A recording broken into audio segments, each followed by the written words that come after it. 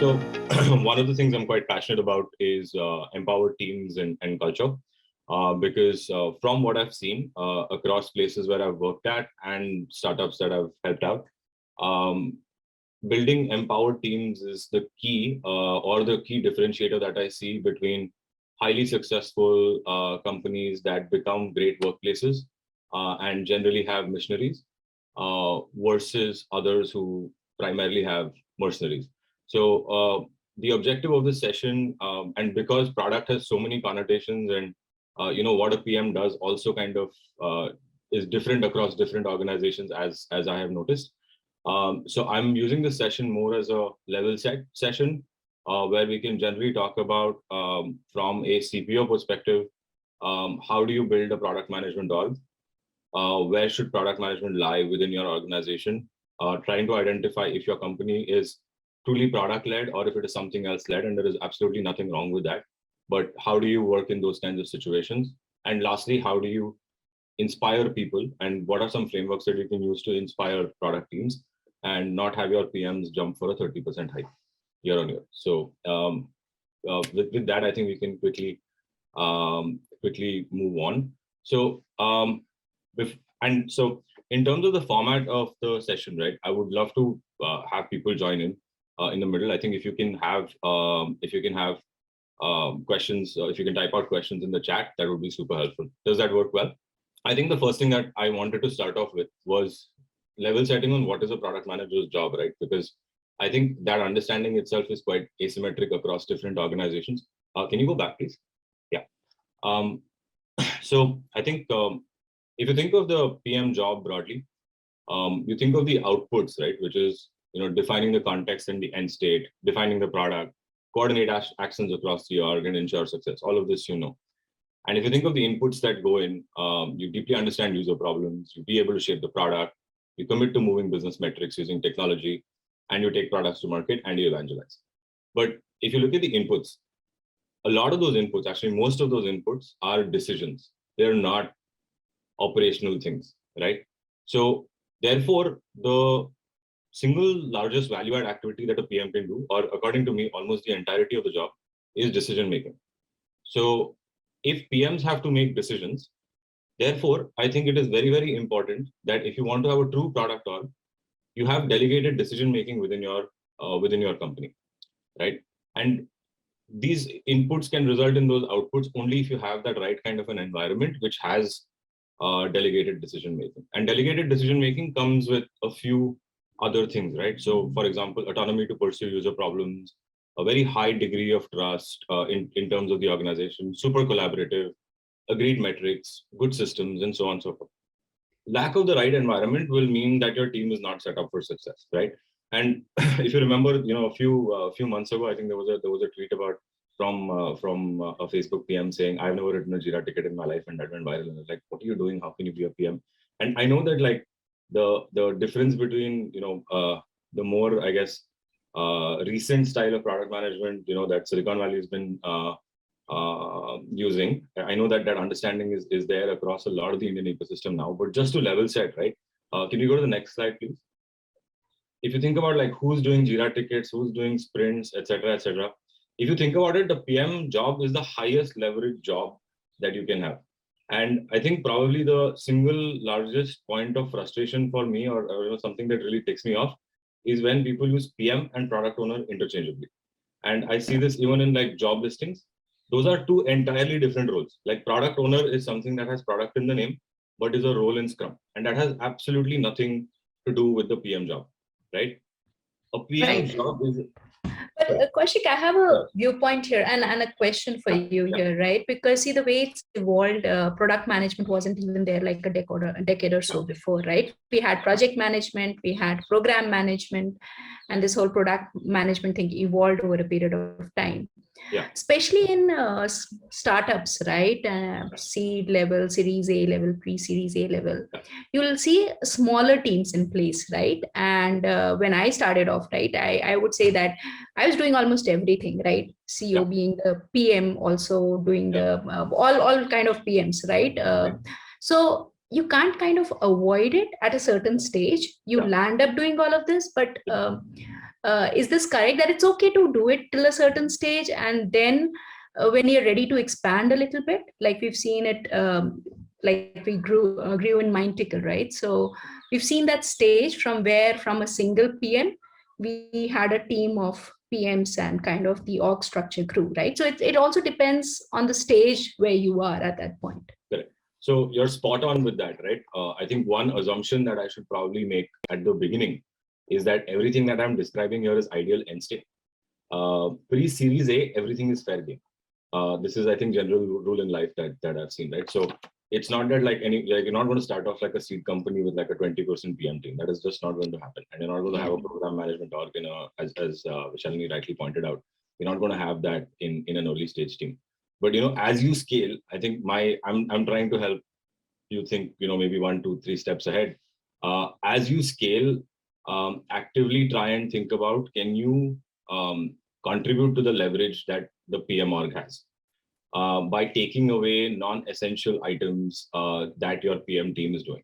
If you have the budget, and let's say you start having some version of an evolved product team, consider, for example, staffing up a program management team. Because if your PMs are spending 30, 40, 50% of their time doing program management, you are overpaying them, right? Because they're not doing the core job, or they're not spending 100% of their time on the core job. So I feel like as a CPO, CEO, founder, whatever, I think the job should probably be thinking about how do you maximize leverage in your PM team versus continuing from where you started at seed stage and then you go on until post Series A as well. Right. So if I may ask you a follow-up question here, Kash, so do you say that Series A is a good time where you start growing your org chart for the PM team? Yes, but with a big caveat that Series A also has changed over the last 2-3 years. So I would say product market fit is a good proxy. Whenever that is, whether that is Series A or now, like post seed round, lots of interesting nomenclature nowadays. And to close out, right, like as Vishani rightly pointed out, this is the ideal state. Ultimately, in any org, whether it is a 2-person pre-seed company or whether it is a scaled company with thousands of employees, the accountability of the product and the results lies with the PM. So you need to do whatever it takes to get the job done. So you shouldn't have people saying that, oh, I'm really cool, I'm not going to do a docs update, I'm going to write a strategy document. Like, no, that is not okay. Like, irrespective of like, how big your org is and how senior or junior or whatever you are, the job is to make sure that the results are delivered and get the job done. So you need to do whatever it takes to do that, right? So that is one big overarching wrap up. Hey, Kaushik. Abhinav here. Hi, Abhinav from Tricog. Just quick intro. Hi. I think this has raised a lot of people. A lot of people have these are sort of fluid terms, right? But I think I wanted to, while we understand the aspect that what is a product manager, what is a project manager, and the perception in the industry of it. But I think one of the things I would like you to sort of touch upon and talk about is that what, in my experience, what I found is that if there is a product manager and there is a project manager in between, there is a tax involved in transferring from what the product manager is saying to the project manager, and then the project manager to now the dev team, right? And sometimes what I find is that creates the gap where the sort of accountability can fall through, right? So if that's something that touch upon that, because to me, I agree with you, but I've noticed that this tax comes up, and then the debate becomes less about the feature and less about the product, about like who was supposed to do this and that you did not translate it appropriately, etc. I think that's a great point. The way I've seen this solved in at least in like on the scale side of things, right?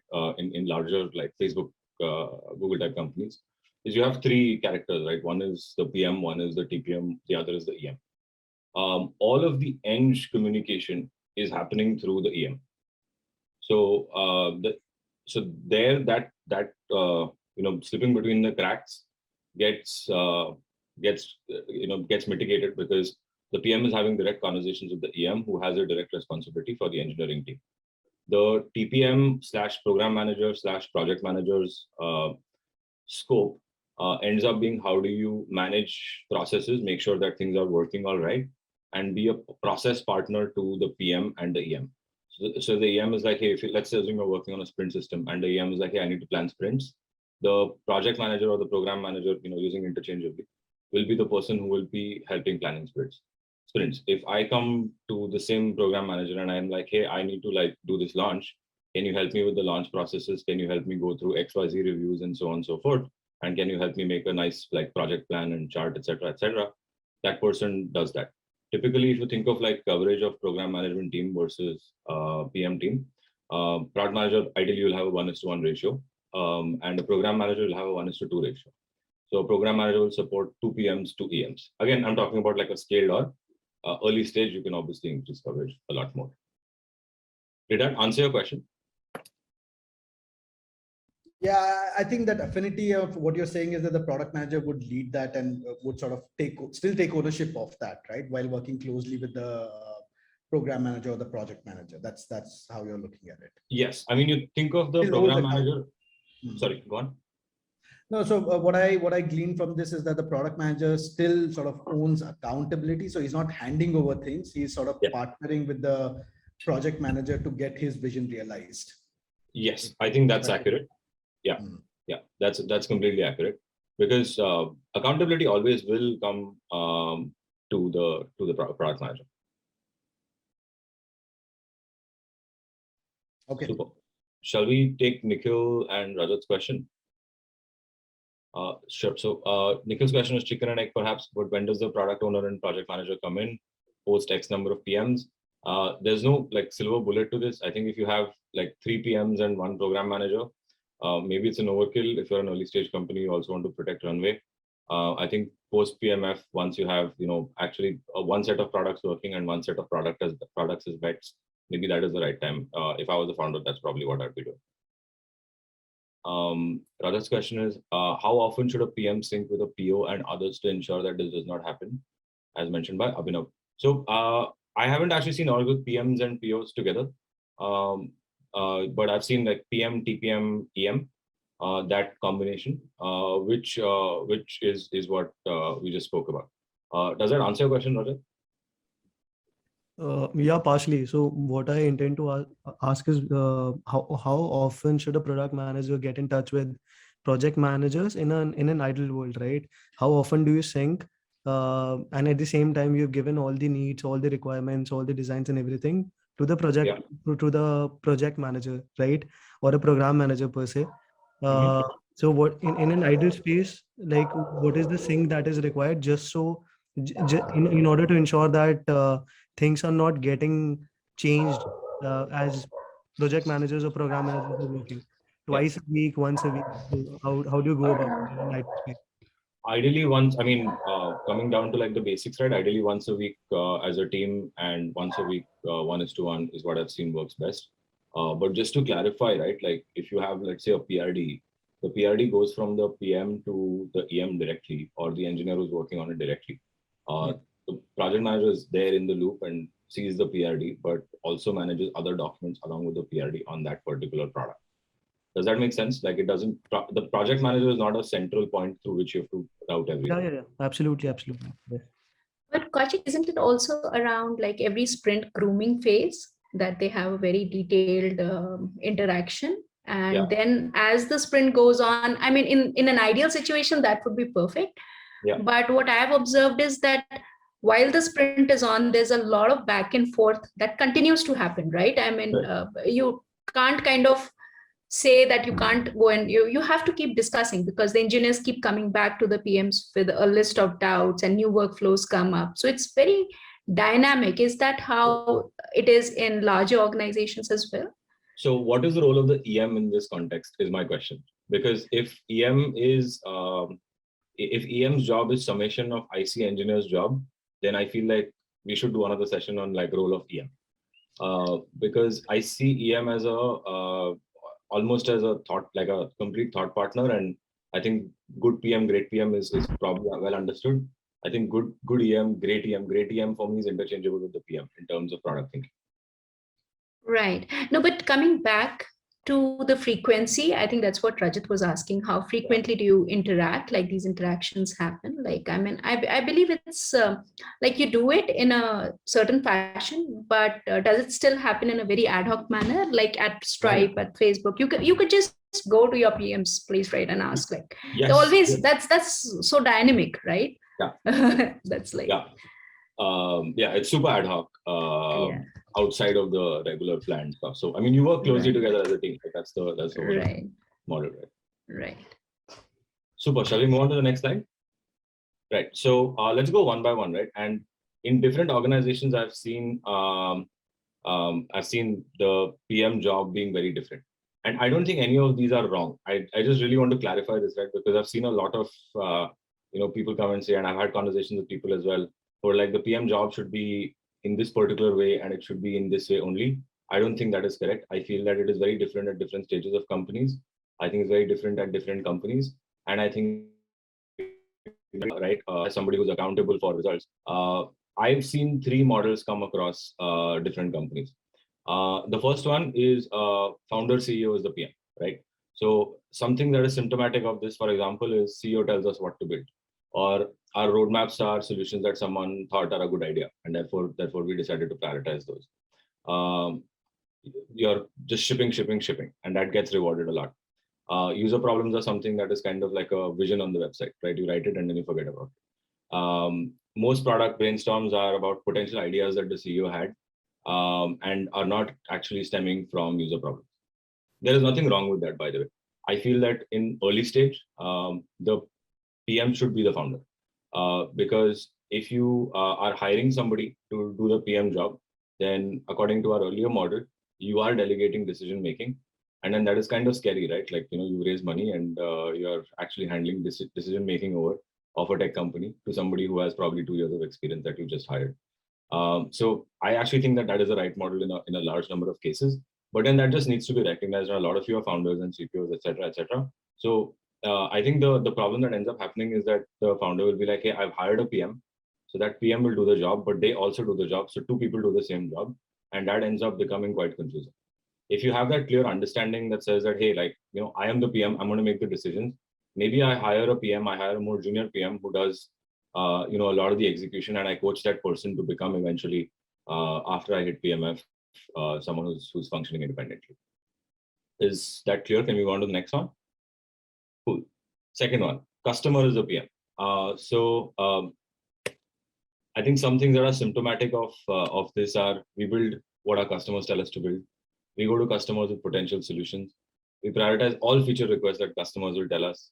We've never fired a toxic customer. Our only signal to build is customer data. Intuition or sense has no place here. These are symptomatic. And again, I don't think that this is wrong. For example, let's say you're trying to hit a revenue number because you have to raise a round, or let's say you have 3 customers and you're trying to keep them. You got to do whatever it takes to keep them happy. But if you're doing this at you've achieved PMF and you have hundreds of customers and you're doing this, that is potentially an issue, according to me. And some of these are definitely true, and some of these should not probably be true in absolute at scale. So for example, you probably don't need to go to customers with every single potential solution, right? So just wanted to clarify that. And when you say customer is the PM, the customer comes to the product meeting in the avatar of the sales team. Okay, so if customer is God, sales team is kind of like the Narad Muni who manages the messaging. So that's what I mean when I say customer is the PM. Last one, and I think this one is potentially dangerous, is no one is the PM. And this is symptomatic, especially, so dangerous in pure tech companies, I would say.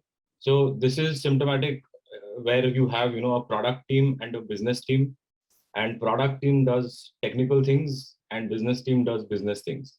That generally is symptomatic of an issue, I would say, in a product-led company. PM team, for example, will meet users for UXR, but they won't meet customers for account meetings.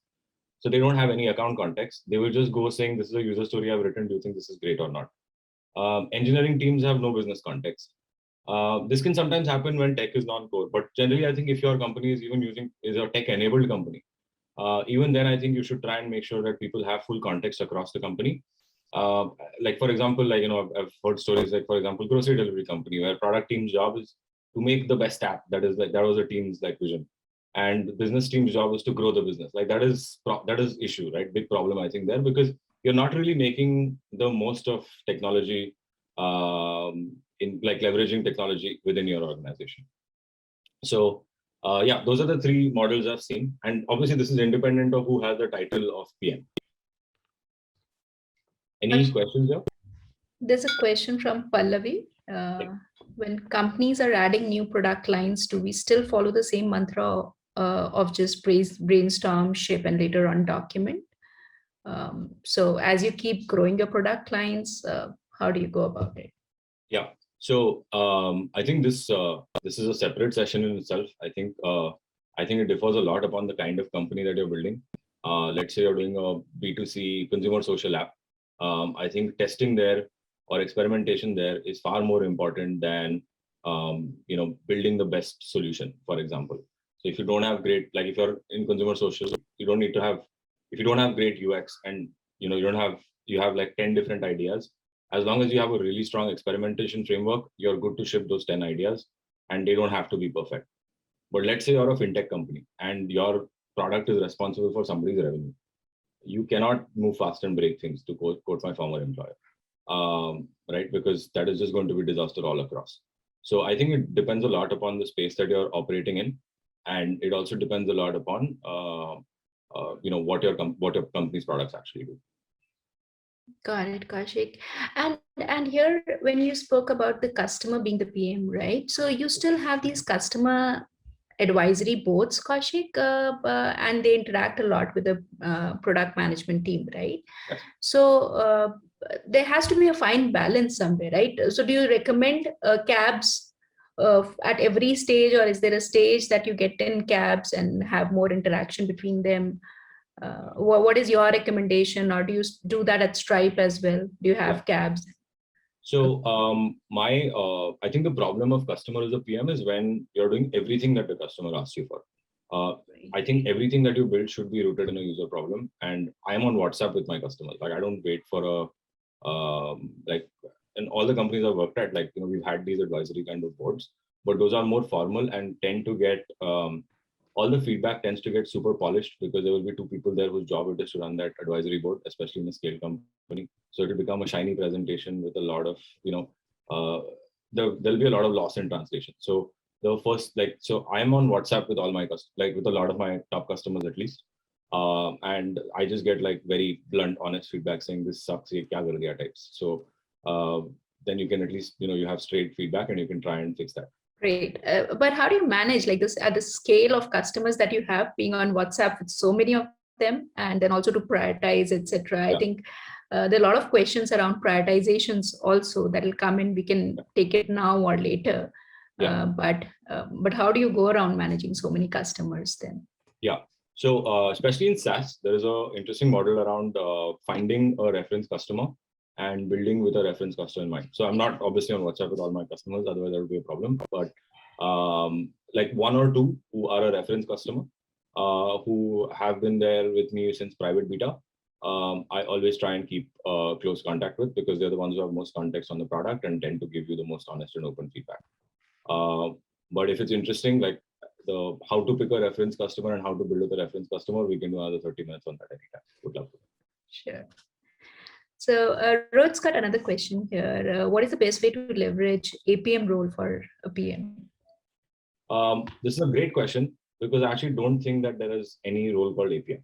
And I will move on to the next slide, which actually answers this exact same question. It's actually in the slide after this. So we'll do this one first, and then we'll come to PM role. So we'll put a pin on that if that's okay. So I think in moving on to where product management sits within your, I think it comes down to the place where product sits within your organization. Is it at the core of it, or is it something that is adjacent, or is it just something one of the other orgs that exists in your company? And I think it depends on business to business. Like if you're a company whose whole goal is to operate at scale with speed to food delivery being lowest possible, then you are an operations company that is backed by technology. And there is no problem with operations being at the center and technology being a side org. But you should think about what your company is and what role does product play in that. A general assumption of product companies, as a lot of you know, is to solve user problems using technology with an assumption that revenue will come. If your goal is revenue using technology, something is wrong there, because you're not solving a user problem. few archetypes I've seen. So if your goal is, for example, to make the maximum revenue using a combination of things, so technology, margins, etc., this is typically a business-led company that has GMs, and that's an archetype. For example, some e-commerce companies. If your goal is to make maximum revenue by maximizing distribution and depth in your customer set, then this is sales-led. For example, some on-premise companies, some cloud companies also. One of my hypothesis, although I've never worked there, is that Workday, for example, is a sales company, because anybody who has used Workday will know what I mean. So deeply consider, if you're a CPO or a founder, deeply consider where you want product to lie within your organization. It has a lot to do with what your business is, what your vision is, and where you want your company to get to. So yeah, just think about that. So Kaushik, I have a question related to your previous slides. So yeah. As a PM, what is usually the metrics that you're constantly looking at? So revenue is always a lagging metrics, right? You have to achieve that at the end of the day. But is that something that a PM is, there must be some leading metrics, right? That the PMs have to identify and work towards those. Yeah. So broadly, if you think of a product area that a PM will look at, I think the revenue metrics will be a metric that the PM is called on. And then each of the products that the PM has shipped will have their own metrics that they've identified within the PRD. Right. So for example, if let's say, so I was on audience at work. Let's say one of my teams was a formats team. So formats team, they had a whole number of metrics that were conversion metrics. So they would be gold on that, but they would also be gold on a North Star metric, which would probably be revenue uplift by this format. Which then follows that both revenue and product metrics become important for them. Got it. So you probably define an NSM along with every PRD that you're generating is what you're saying. But yeah, right. So it's not usually like you may be doing multiple feature developments, multiple PRDs or product lines, right? And they could all be converging to a business metric, right, somewhere.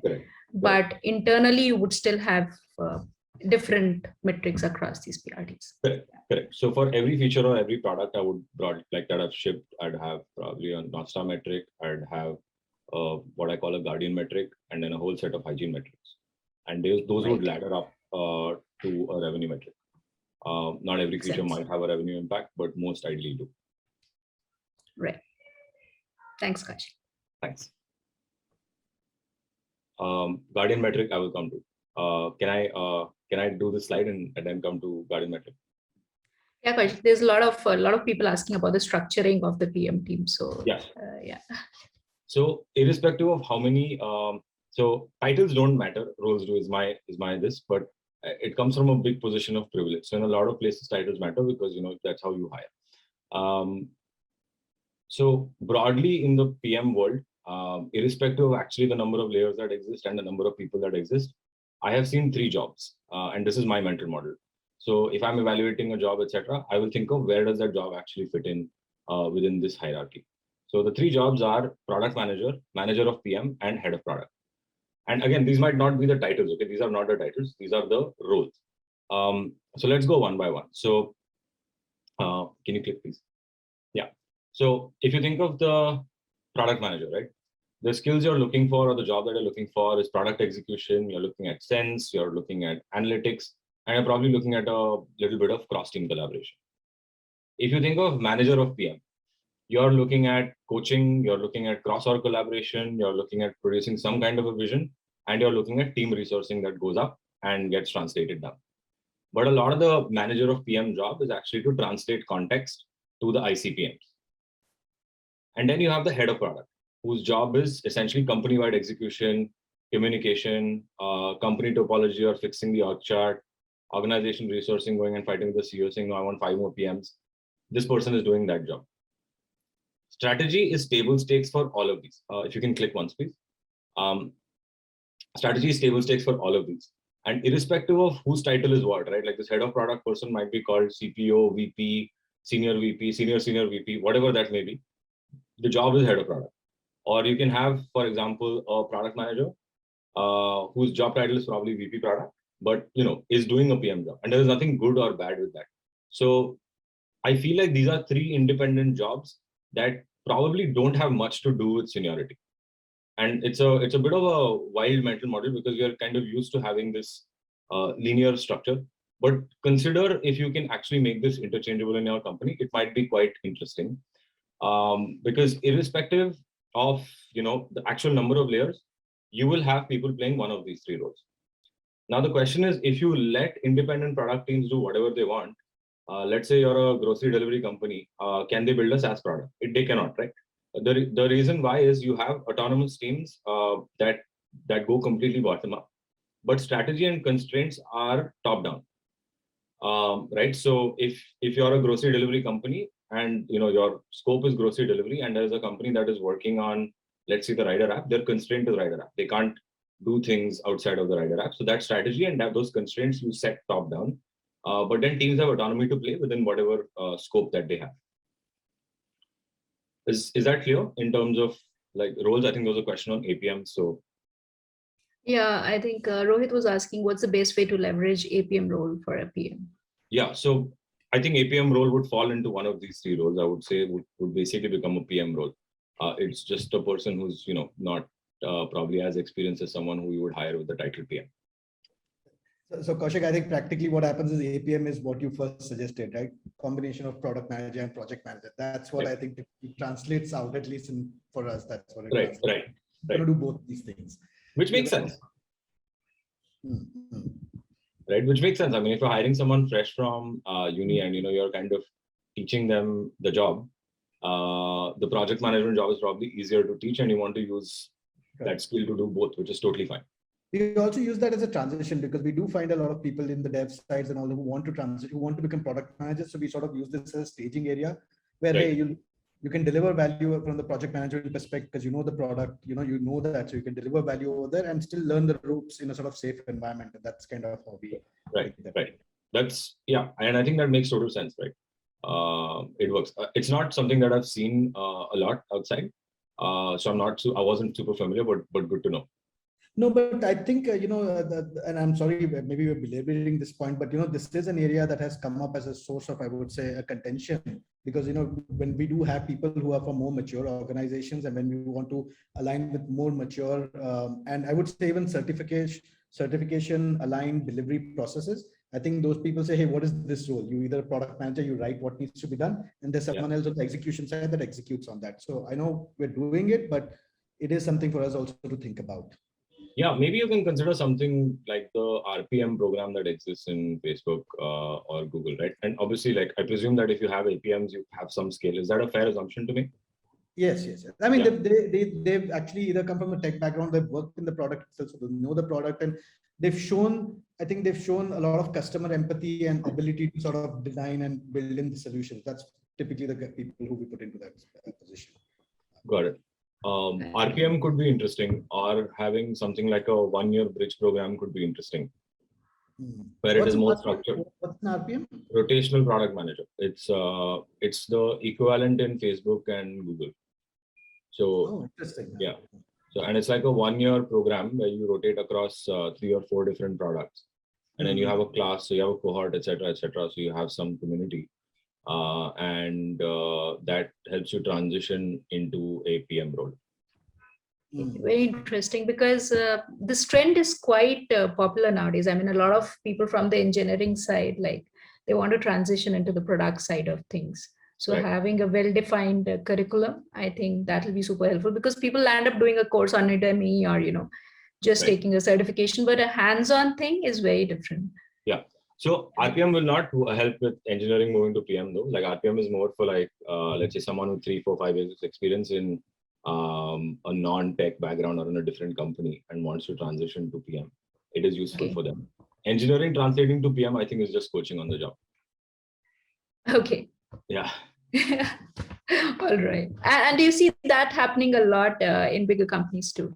I haven't seen that, because I'm a bit, it's news to me, which is quite interesting, but I actually haven't seen that very much. It's becoming quite prevalent over here. I think there are a lot of, we find a lot of people. I think it's also probably because of the product manager role itself gaining in prestige, and even in the Twitter spaces and all of that, it is all over the, the highly far more represented, and I think people are gravitating towards that. So we are definitely seeing engineers who are like, hey, I want to transition to a PM role.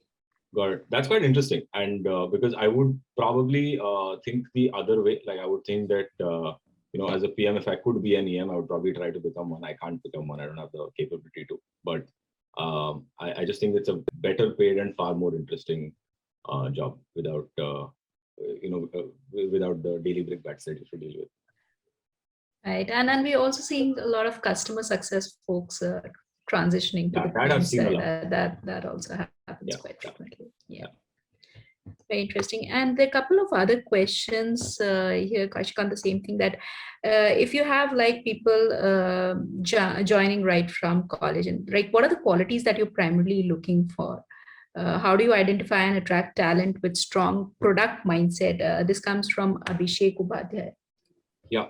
So I think have a very structured, objective as far as possible hiring process that includes a lot of problem solving.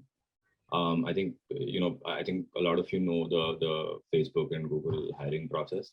All of these have a very well structured hiring process where it does not matter who is interviewing the person, but you have, as far as possible, an objective outcome. So, for example, have calibrations, have with multiple different people, make sure that they go through a PM interview, an EM interview, a cross-functional interview, a product sense interview, some kind of a case problem solving interview, see if they can do a written assignment.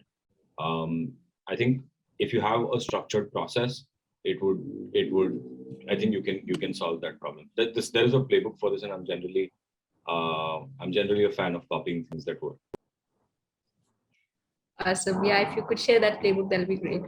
And there's another question from Jitendra. He's asking what factors to consider when assigning products, like in part of 4, to new joinees in the product team. Right. I think it depends on who the new joinee is and who you've hired, and also like what your take is on domain. Like, for example, on some areas, like domain expertise is quite important and generally gives you a significant leg up, especially if you're looking at something in the data space, or if you're looking at something in the security space, something in the fraud space. These are immediate examples that come to mind. If you already have domain knowledge in those places, it just gives you an acceleration. But ideally, a good PM is very, very good with the craft, and is so good with the craft that today, if you move them from virtual reality to fintech fraud, they will be able to be effective in 3 to 4 months' time, because their craft is super strong. But definitely in some places, domain matters. So one is think about if this person has a domain expertise, and if you have a team that could use. Second is, I think usually there's always more open headcount than the number of PMs available who are coming in. So if you have few teams and you want to prioritize, don't prioritize the one who's asking for the PM the most. Prioritize the one where having a PM is going to make the biggest difference to your business results. So for example, if you have a infra team versus a front end team, just an example I'm giving you, and you have a significant issue on your front end side where you're losing customers on a day-to-day basis, you're probably better off putting a PM on the front end side, even though infra might seem like the more natural place to put a PM. It's a very random example, but I hope you get what I'm trying to say. Yeah, absolutely. Impact first, right? So. Cool. Next slide, please. Yeah. So deeply consider who's doing what in your company. Right. This is one interesting concept that I found and I like a lot. Consider a senior IC role if you can find a good candidate. So don't equate seniority with management, because not everybody is a good manager, and not everybody wants to be a manager. Sometimes people want to be a manager, but they don't want to be a manager in the short term. And you will end up losing somebody because they're senior enough and they don't want to manage, but you don't have a senior IC role.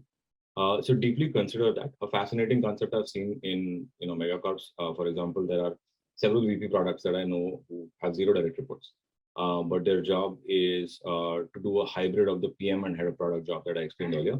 But they will PM a very, very large, very, very complex surface and also contribute to organizational efforts. So, for example, they will be sitting in org design discussions. They will be sitting in performance reviews, etc., even though they don't have any directs. But they will also be responsible for a service. This exists both in engineering. It started in engineering and moved to PM now. So deeply consider that if you're starting, you're scaling up your product org and as you design your org. And often these are also tasks with 0 to 1 businesses where you're like, hey, I want to start a new business line. You're a really good PM. Go and start the 0 to 1 for me, and then obviously you can hire a team after that under them. I think Dhruv had a question.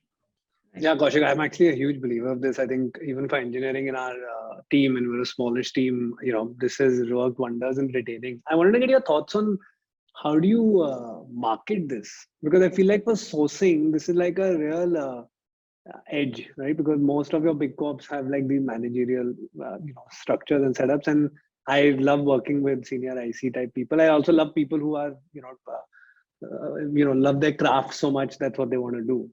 How do you market and source is what I've really, because once they come in, we keep them. But getting these people to me is like awesome, right? Yeah.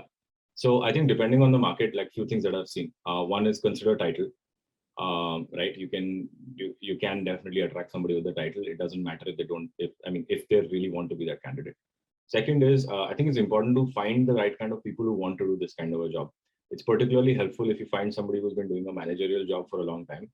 And has been managing people and is fed up of people asking for promotions and doing that for a bit, and it's like, I really want to go have fun again and solve hard problems again, even if it is for a year or two. I think that is usually a good LinkedIn history to find manager, but is very, very for example, has a really, really good portfolio. Right, that's a good challenge to find. The third one is the marketing message that I think works well is, especially if you're doing the 0 to 1 thing that I spoke about, is founder within the company. Is, hey, like, I have this company, I have a lot of runway. I want a second founder within the company to start and run this business line for me. That marketing message works quite well. Yes, almost sounds EIRS, but I think the job would be a little bit different than that, I guess. Yeah. Cool, thanks. No problem. Cool. So moving on to management and talking about a few tools that I've seen are helpful in making sure that you have really empowered product teams that do their best work. Adding Ninja to title, great idea. I think one-on-ones.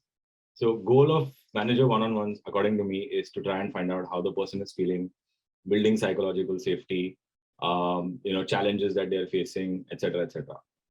If you're taking updates in your one-on-one, try and consider moving that to a running Google Doc or to an email, because it is not the best use of both your time and your reports time. I used to do this a lot when I just started managing a restaurant. Okay, let us do status update of each project, and before you know it, 30-45 minutes are over, and I have no idea how the person's feeling. And 6 months later, they put in the papers and they're like, I'm deeply unhappy. So, it just goes on because the hamster wheel keeps running. So think about like how you can help them improve their craft, explore curiosity, try and understand how they're feeling, build psychological safety rather than take status updates.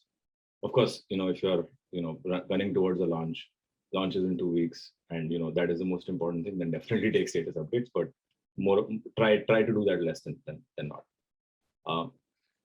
Next, okay, can you click? So open communication, this is something that I've noticed. There is a high correlation between workplace of choice and open communication. So think of Facebook, Google, Stripe. All three are, I think, fairly good workplaces, and but all three have open in their values, and they actually use them as well. So if where possible, communicate as much as possible and allow employees to question decisions, and open as many non-sensitive communication channels as possible. So for example, you don't probably want to open promotion decisions, channels to all your employees. But if you're thinking about strategy, allow employees to question, present a strategy as a proposal. Don't say this is what we're doing, say this is what we are considering doing. Do people have thoughts? Ultimately, you're the founder, so you can take the call. But at least try and cultivate that environment. One thing that I've tactically noticed works quite well is encourage lurking. Seen this in Facebook, which works quite well. So people from one part of the team would comment and lurk in a completely different product area. So I would be on audience network. Somebody from Instagram ads delivery would comment saying, why is this experiment structured in this kind of a way? Right. And they might have that domain knowledge because they've run a similar experiment before. But the more you encourage lurking, the better context you build within your company. Next one, please. Roadmap collaboratively is another thing that I've seen works quite well. I think I have few things where I say it is right or wrong. One thing I'm pretty sure is wrong is the PM and head of PM are sitting and road mapping in a room and then come and say, this is what we're going to make. At least try and involve people as much as possible. I think the gold standard here is send an open invite to the entire company and say, I'm road mapping on this product area, please come join. These are 3 brainstorms. Start off with a deck, explain user problems, explain scope, explain constraints, and allow people to talk. Sometimes you might find insights from people you never thought would be useful to your product roadmap. Encourage PMs in your team to evangelize the mission and communicate customer problems in those meetings. The great PMs will not just communicate, what decisions they made, but they'll communicate why they made them. And they will communicate that to everybody who was involved in this collaborative road mapping. So consider that as well. Next slide, please. So have regular offsites, and if you can afford to take everyone to Goa, great, do that. But at least bring people together as often as possible. Create that culture. Keep reminding people of the mission and celebrate wins, but also allow everyone to contribute. Next one, please. Drive user empathy. I know this is well spoken, but try and include this in your org system, right? Try and incentivize doing that. So do at least 1 or 2, broadcast them, bring users to your company all hands. That's a great idea that is fairly easy to implement. Send notes on your user calls to the entire company. Build that kind of a culture, incentivize user calls. Next is, and this is the last one, which is I think quite important, is consider regular 1:many comms. I think all of these great missionary type companies that I've seen, whether it is on the non-tech side, if you think of McKinsey, or if you think of Zuck, or if you think of Collison Brothers, they all write to teams as much as humanly possible. And they all have one participative all hands every week or every 2 weeks where everyone can go ask questions, right? And I think Google has this as well. I think they call it TJIF or something, but I know that for example, I have a channel to go talk to the CEO. And if you have as many regular 1:many comms channels as possible, that just helps build that culture of empowerment and psychological. Kaushik, Ravi has a question. He's asking on the previous slide, contribute to strategy in offsite. If you could please explain that. Yeah. So, typically we'll have offsites with some kind of an agenda or some kind of outcome that is desired. But ideally, offsite should go top down. So you would have let's say you want to brainstorm on the roadmap of a product area, and that's the offsite that you're doing. But then you always start from company strategy, then go to your org strategy, then you go to product strategy, and then you go to road mapping. So at that point in time, what happens is you try and people will communicate and tell you what they feel, for example, about the company strategy. And you will never hear that in a one-on-one, but in a brainstorm, you will hear that. So you know how different people are feeling about how your company is going. Got it. And a couple of other questions, Kaushik. I think we wanted to talk about the Guardian metrics. So Rajat had that question, how to assess a product that was shipped with defined North Star Guardian metrics, but did not achieve the goals. Yes. So Guardian metric is something I try and design along with the North Star metric as a companion. It is to ensure that your North Star metric is not showing the wrong things or is not game. So let's say, for example, you're working on onboarding team, and your North Star metric is number of users on board, let's say, hypothetically. The Guardian metric here would be number of users churned after 30 days. Because maybe the onboarding team did a great job, right? But this is what I was referring to of product building in isolation. If your users churning in 30 days, there isn't much use there, right? Then it is the job of the onboarding PM to go to the user experience PM or whatever, your platform PM, and go have a conversation to say, boss, what is happening? I'm bringing in people into the funnel, but people are dropping off. Can you please fix this? because the ultimate goal is to solve the problem, right? It's not just to move a metric. Absolutely right. And how much time do you wait before you kind of say, okay, it's a failure or a success? In the sense, sorry. So how much time do you continue monitor this, right? So you just release the feature, you keep monitoring it to figure out whether it's a success or a failure. Daily, I would like, I have like one tab with all my dashboards. So every time I make, so like, for example, every team has a dash that has for each product that they have shipped. All of that gets combined into a product area dash that I will look at. Then different product area dashes will get combined into an org dash, which my manager will look at. And then they'll get combined into a Stripe dash, which Yeah, right. What I meant to ask was, how long? How long should you monitor? I get it. You should monitor it on a daily basis or multiple times during the day. It's just that what is the good time? Like you wait for 30 days, 45 days before labeling that feature that you shipped as a success, failure, or needs improvement. So it's very subjective, I know, but yeah. So there's a good playbook for this actually. Like every PRD, I would include a GTM plan that would include a private beta, public beta, general availability. Typically, once something goes into general availability, I will not really look at it, every hour. But for each of the private beta and public beta, I will have clearly defined entry and exit criteria. So if it is a private beta, for example, then that is very early with 2-3 customers. That is my WhatsApp stage. So at that point in time, I'll probably be looking at it several times a day. If it's public beta, that's a lot more customers, but I'll probably be still looking at it daily, but not several times in a day. And if it's GA, I won't really look at it as much. That's the ideal, right? You can also call it alpha, beta, GA, or pilot and GA. There are different nomenclatures. It's 3 stages, basically. It's a small feature too. I hope that answers your question, Rajit.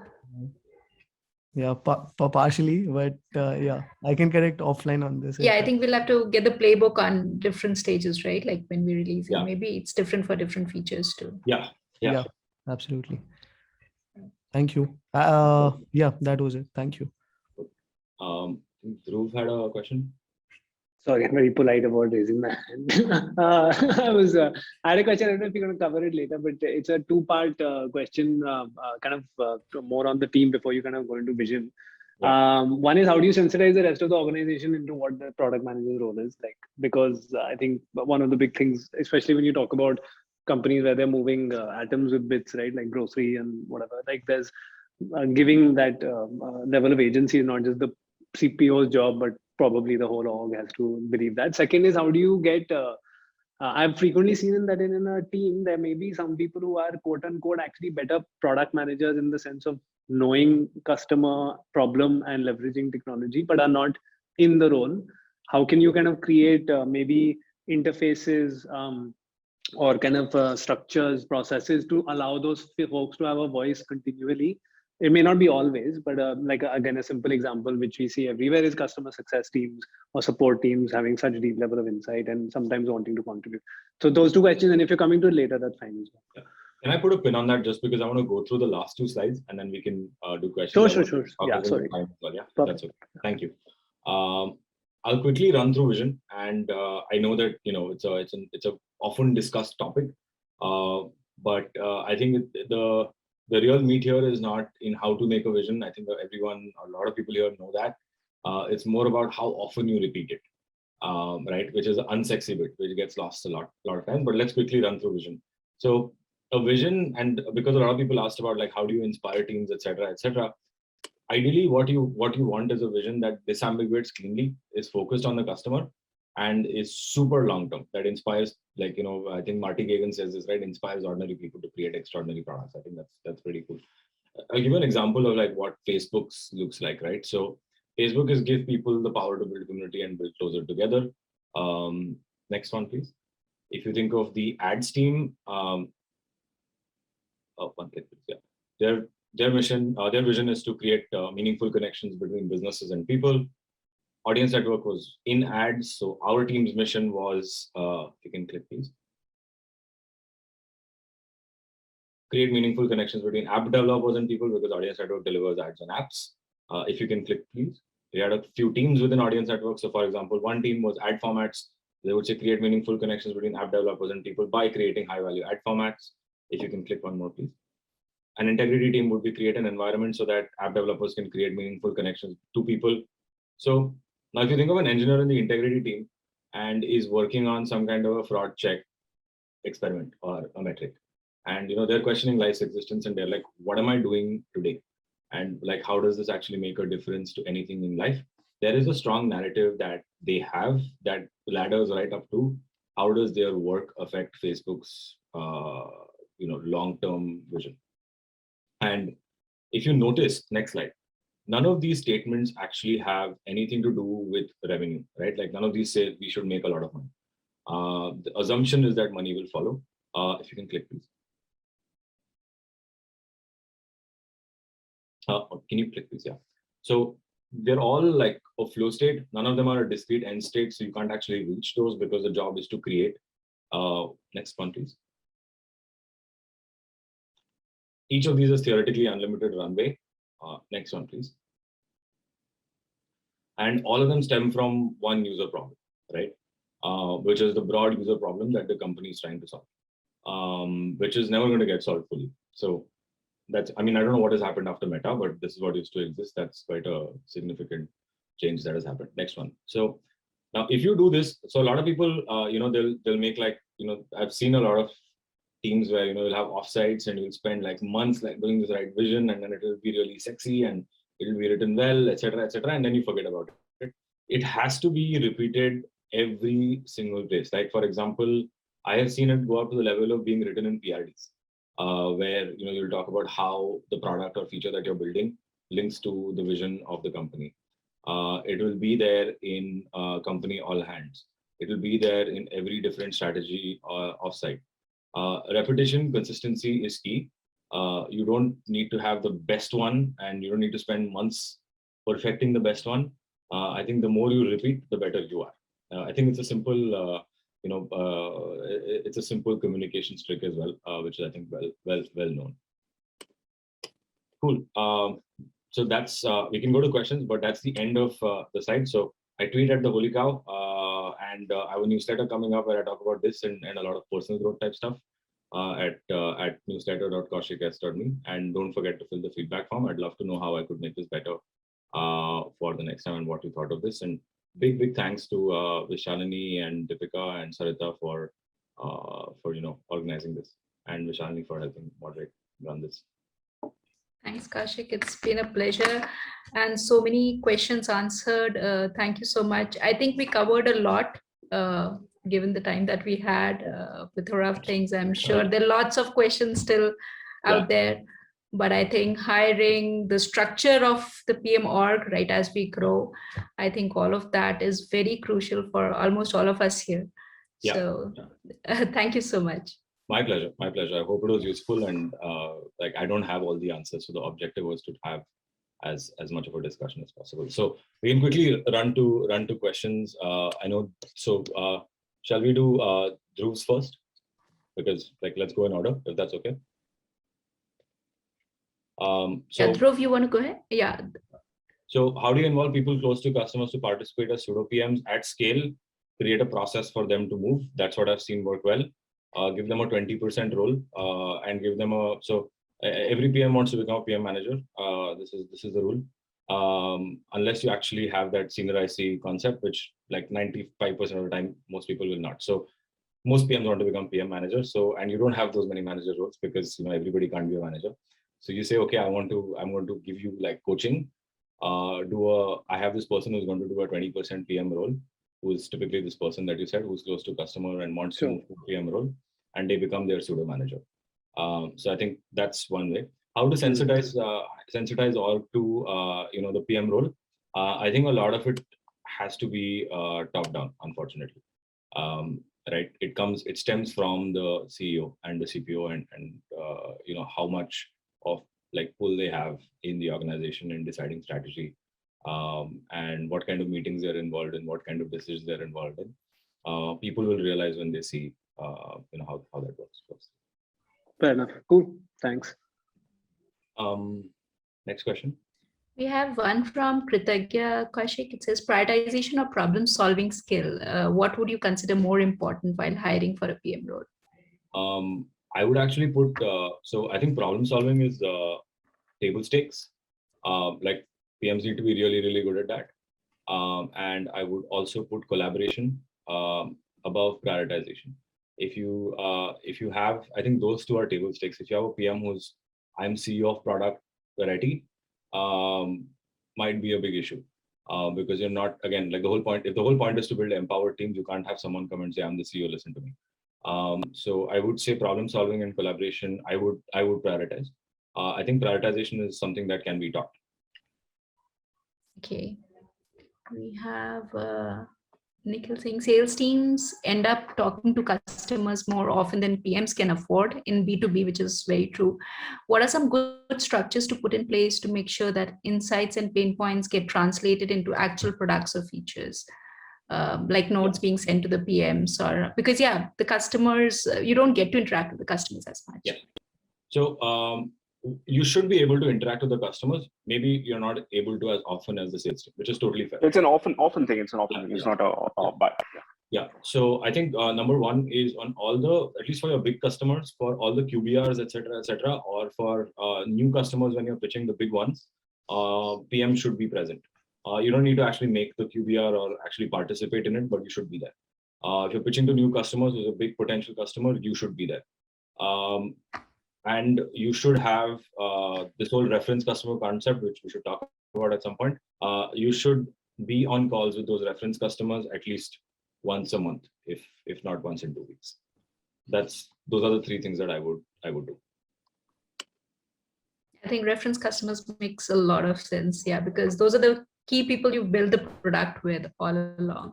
Yeah. So Swati is asking, when you suggested doing road mapping with the entire org or key stakeholders, typically it ends up with a list of features requested to the PM team. How do you better streamline the discussion? What should be our takeaway from those meetings? Yeah. So I'll try to answer this as quickly as possible. So what I would try and do is, as the PM, your job is to set the agenda. So if I was running this and let's say I had different people from across the org, I would say, okay, this is my product surface area. Like this is what I can influence, or this is what I can build for. These are the user problems that we have seen that are our top user problems that exist. And those user problems you can pull in advance from different people who are attending. Because if you don't do that in advance, what ends up happening, I'll give you a good example, right? Sales team, is there anyone from sales here? So sorry, Josh, but Nikhil is fine. But sales team is always binary, right? They'll be like, everything is great, or they'll be like, this is all crap. There will be no nuance that will be there in the middle. And your entire road mapping will get hijacked over a whole bunch of like edge cases, which you don't ideally want to do. So pull those problems earlier, have a prioritized list and say, these are the only things that we are going to discuss. And all of you can contribute to not the problem, but the solution of how you think we should do that. Got it. Yeah. Thanks, Kaushik. Swati, I hope that answers your question. I think we can take a couple of more. Sarita, just checking on the time. I think if Kaushik and you are okay, maybe another last 2-3 questions. We can wrap up with 45 if that works. Yeah, I can. Thank you. Sure. There's one from Nitesh from Leverage Edu. Should companies with a large product suite focus on perfecting a single product, or work on the full stack solution wherein the bundled solution is presented as the core value prop? This is a very subjective question. I can try and give some principles. I don't necessarily have an answer to this. I think the reality will always be that there will be some products that will be more important than the others. And typically the ones that are more important are the ones where you have really strong product market fit and very high margins. And the other products that exist would have either been built to win an account or, because somebody requested it.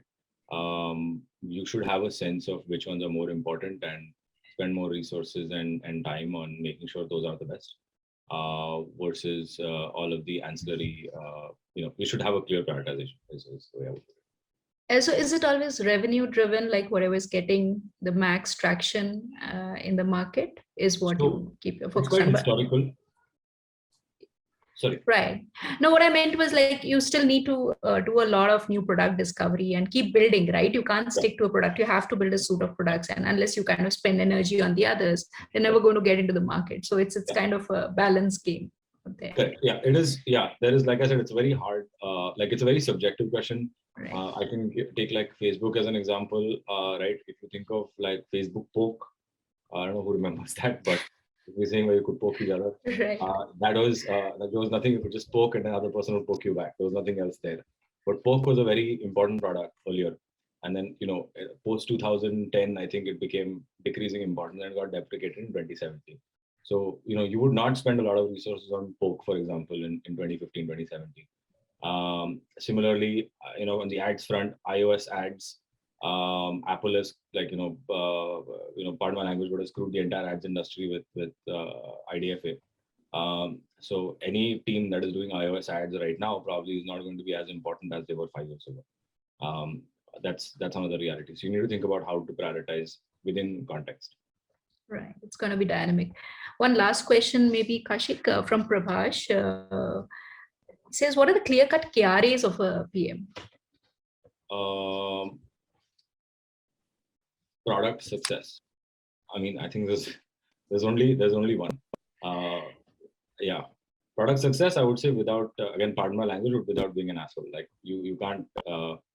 You don't want. I think a lot of people. Like I've seen a few PMs who are really successful, and they build great products, but nobody wants to work with them. And I think I would say there is a how element to it as well. If you're able to ensure success of product while being collaborative and low ego and empathetic, I think that's a win-win combination. Just in time, Kashik. Thank you so much. I'll hand it over to Sarita. Thank you so much, Kaushik, for taking the time, and thanks Vishalini for also coming forward and moderating this. Yeah, thanks so much. Thank you. Thanks a lot, everyone. Kaushik.